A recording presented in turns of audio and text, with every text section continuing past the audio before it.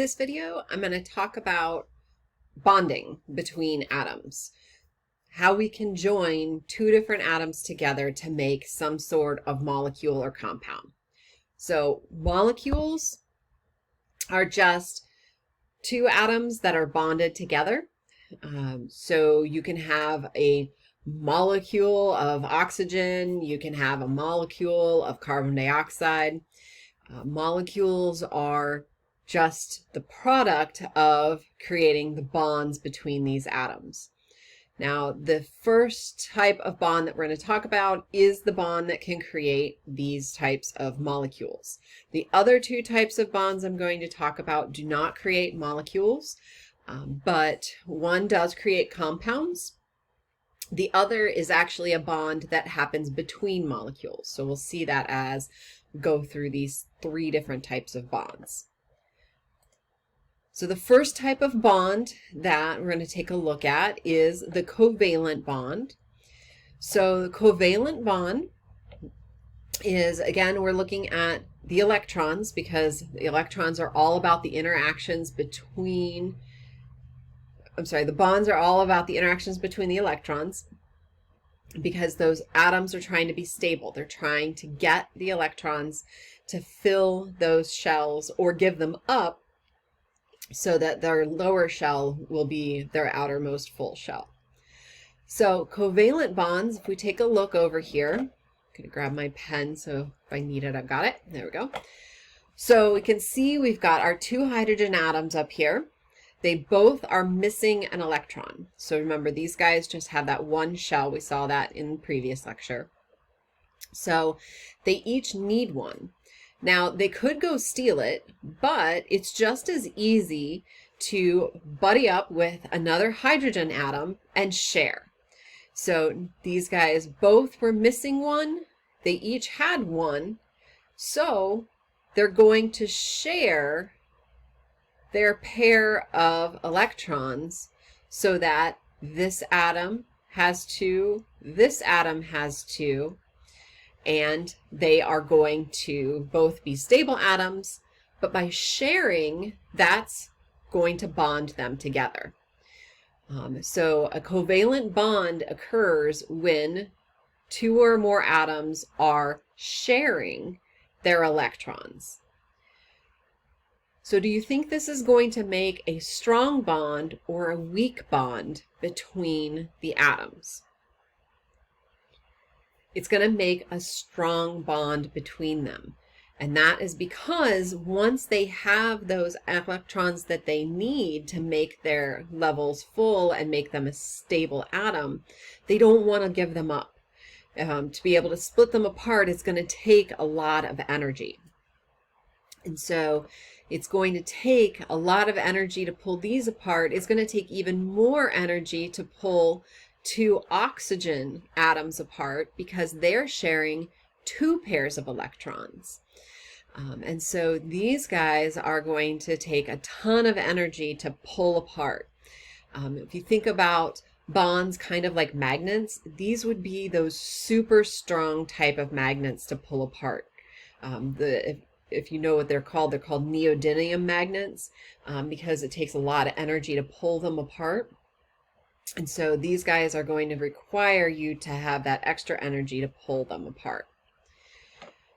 And you can have, here's carbon. Carbon makes covalent bonds because it's missing those 4 electrons we saw in the previous lecture. So it's missing 4 electrons, so it can make up to 4 bonds. It's easier for it to just share to make up for those missing electrons.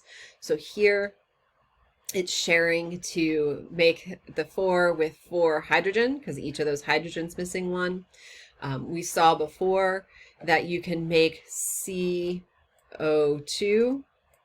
right?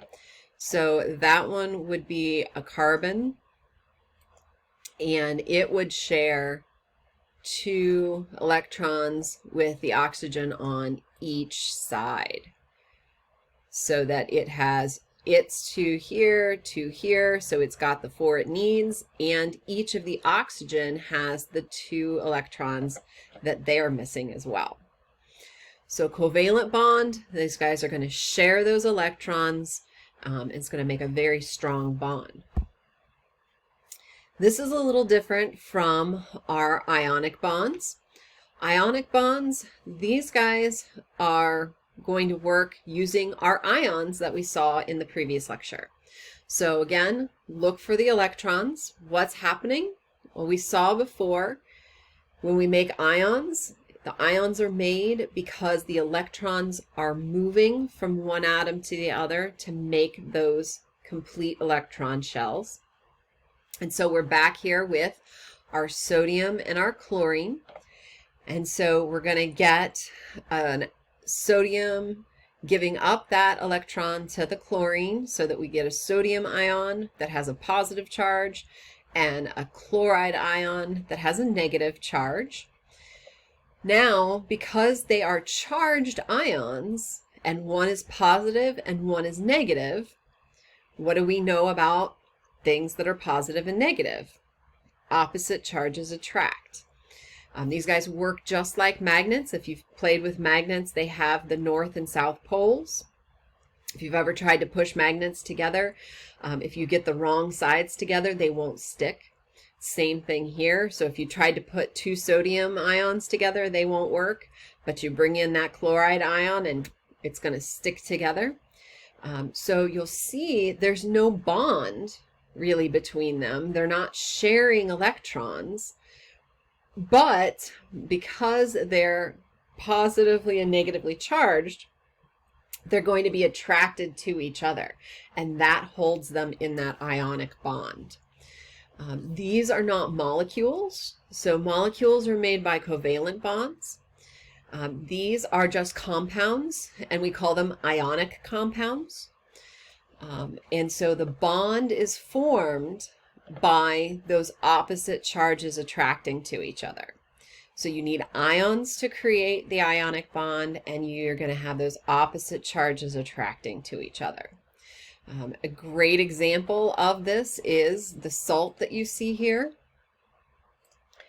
So let me move my face out of the way. There we go. And so salt, if you've ever looked at salt underneath the microscope or a hand lens, you'll notice that it's actually little cubes. And it's that cube shape because of how sodium and chlorine arrange themselves as ions, because they arrange themselves into that cube shape to make that ionic bond. So you can see sodium bonded here, sodium bonded here, sodium bonded back behind it. And then here you've got the chloride, and it's surrounded on all sides by sodium. And so if we pulled this apart, that's what you would see. In fact, in lab, I'll show you, I've got one of these guys, a model that's about yay big, and you'll be able to see that same structure. So is an ionic bond a strong bond or a weak bond? It's a strong bond, but it's not as strong as a covalent bond because these guys aren't sharing electrons. So it's easier to pull these guys apart. It's not going to take as much energy to pull an ionic bond apart. If you think about it, if you put salt into some materials, what can you get it to do? So think about if you put salt in water, what happens? Yeah, it dissolves. And it dissolves because the bonds aren't super strong, and so water can come along, get attracted to it, and pull these ions off of the salt crystal, and that's what allows it to actually dissolve. So this is a strong bond, but not as strong as a covalent bond because we've got opposite charges. Covalent bond, strong bond because they're sharing electrons. So let's talk about then how the water is able to yank these ions off. It's our third type of bond. So the third type of bond is a hydrogen bond. Hydrogen bonds happen when you've got a molecule that has hydrogen in it. What occurs is very often in these molecules, the hydrogen and the other elements that are in that compound end up kind of fighting for the electrons. They kind of play tug of war. And so water is a great example of this. You can see in the picture here, we've got oxygen and the two hydrogens, and they've drawn out the electrons again for us. And you can see where the electrons are. Where are most of the electrons hanging out? Which element are the electrons hanging out around? Yeah, they're hanging out mainly around the oxygen. And why does that matter? Because the electrons are mostly over here by the oxygen. They have that negative charge that makes the oxygen side of water negatively charged. And that means that there are more protons on the hydrogen side, and that makes the hydrogen side of water positively charged. Just a little bit, not like super, charged positive and negative like ions, but just a little bit. Slightly negative on the oxygen side, slightly positive on the hydrogen side. And so when water molecules get together, they're attracted to each other because of that slight positive negative. This is actually, the molecules that do this have a specific name. You'll hear it in another video. This is called a polar molecule. You can see I'm really great at writing with my mouse. But a polar molecule is a molecule that has charges like this. And so it's got this slightly positive section, slightly negative, and that allows something like water to interact with things like ions and other molecules that are polar as well. And so when water gets together, the slightly positive hydrogens are attracted to the slightly negative oxygen, and in between that creates the hydrogen bond. And so that's where those hydrogen bonds are occurring, between the slightly positive hydrogen and the slightly negative, in this case, oxygen, but it can be in between any slightly negative atom in another molecule.